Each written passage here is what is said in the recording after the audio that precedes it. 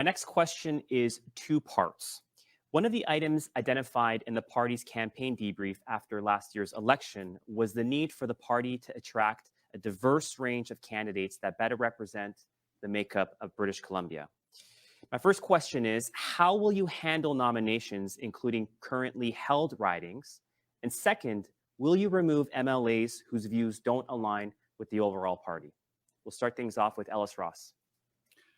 Oh, thank you, Jim. And you know what? That is actually a question for riding associations, the Liberal Party. That's for them to decide on what happens to the candidacy.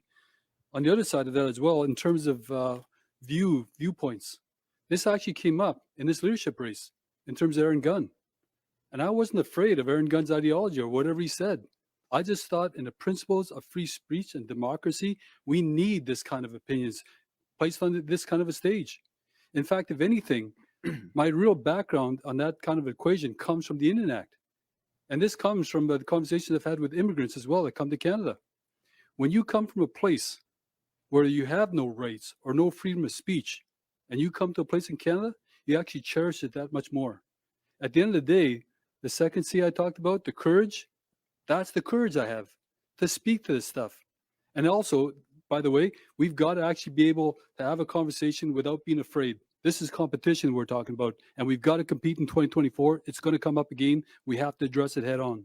Thank you, Ellis Ross. Michael Lee. The BC